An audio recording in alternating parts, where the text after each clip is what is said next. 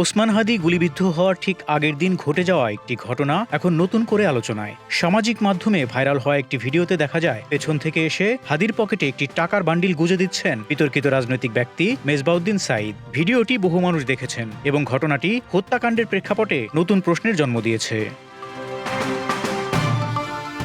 পরদিন 12ই ডিসেম্বর রাজধানীর box culvert রোডে গুলিবিদ্ধ হন ওসমান হাদি। ঘটনাস্থল থেকে মাত্র 100 থেকে 150 ফুট দূরত্বে অবস্থিত প্যারামাউন্ট হাইটস ভবন, যেখানে রয়েছে মেজবাউদ্দিন সাঈদের ব্যবসা প্রতিষ্ঠান। স্থানীয় সূত্রে জানা যায়, সেদিন নামাজের পর হাদি ও তার ভাই ওই ভবনের সামনের একটি দোকানে চা পান করেন। এরপর তারা রিকশায় ওঠেন। কিছুক্ষণের মধ্যেই ঘটে যায় গুলিবর্ষণের ঘটনা।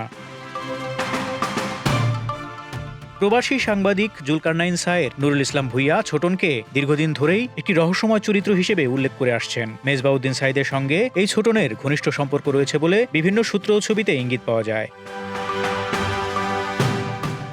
একটি ছবিতে দেখা যায় ছোটন ও মেজবা সাঈদের সঙ্গে রয়েছেন নজরুল ইসলাম খান, যিনি এনআই খান নামে পরিচিত। তিনি একসময় শেখ হাসিনার ঘনিষ্ঠ সহচর, ব্যক্তিগত সচিব এবং 32 নম্বর বঙ্গবন্ধু জাদুঘরের কিউরেটর ছিলেন। জানা যায়, এনআই খান ও ছোটনের বন্ধুত্ব রাজশাহী বিশ্ববিদ্যালয় জীবন থেকেই। দুজনই জাসদ ঘরানার রাজনীতির সঙ্গে যুক্ত ছিলেন।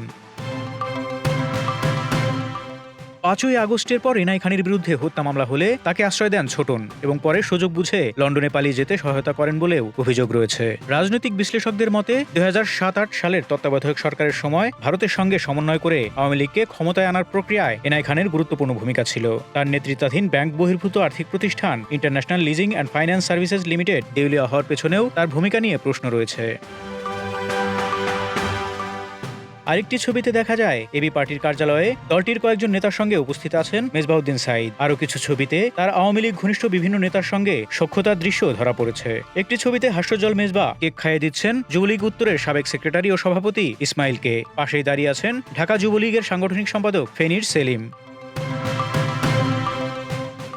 ওসমান হাদির পকেটে টাকা গুজে দেওয়ার সময় ধারণ করা ভাইরাল ভিডিওতে স্পষ্টভাবে দেখা যায় মেজবাউদ্দিন সাঈদকে। মেজবাউদ্দিন সাঈদের রাজনৈতিক পরিচয় বরাবরই বিতর্কিত। একসময় তিনি ছাত্র শিবিরের সঙ্গে যুক্ত ছিলেন, পরে জামায়াতে ইসলামীর সঙ্গেও সংশ্লিষ্ট ছিলেন বলে জানা যায়। আবার বিগত আওয়ামী লীগ সরকারের সময়ে ছাত্রলীগ নেতা সেলিম ইসমাইলের সঙ্গে মিলে অস্ত্রের মুখে একটি নভো ফার্মাসিউটিক্যাল দখলের অভিযোগও রয়েছে তার বিরুদ্ধে। এছাড়া ছোট পরিসরের একটি রাজনৈতিক দলের কার্যালয়ের ভাড়া বহন করার কথাও বিভিন্ন মহলে আলোচিত।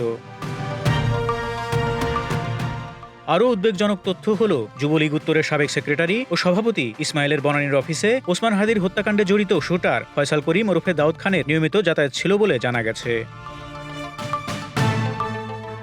এই ঘটনাগুলোর অনেক কিছুই হয়তো কাকতালীয়, এমন দাবি করা যেতে পারে। তবে ভাইরাল ভিডিও, ঘটনাস্থলের ভৌগোলিক নিকটতা, রাজনৈতিক ও অপরাধী নেটওয়ার্কের সঙ্গে সংযোগ এবং হত্যাকাণ্ডে অভিযুক্তদের যাতায়াত, সব মিলিয়ে বিষয়টি গভীরভাবে খতিয়ে দেখার প্রয়োজনীয়তা নতুন করে সামনে এসেছে। ওসমান হাদির হত্যাকাণ্ড শুধু একটি বিচ্ছিন্ন অপরাধ, নাকি এর পেছনে রয়েছে সুসংগঠিত রাজনৈতিক অপরাধী বলয়? এই প্রশ্নের উত্তর এখনও অমীমাংসিত।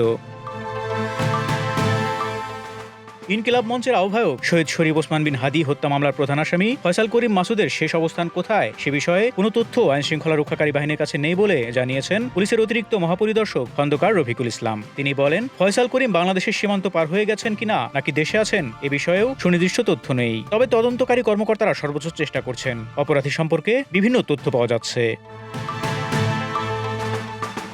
Desk report, Dhaka express.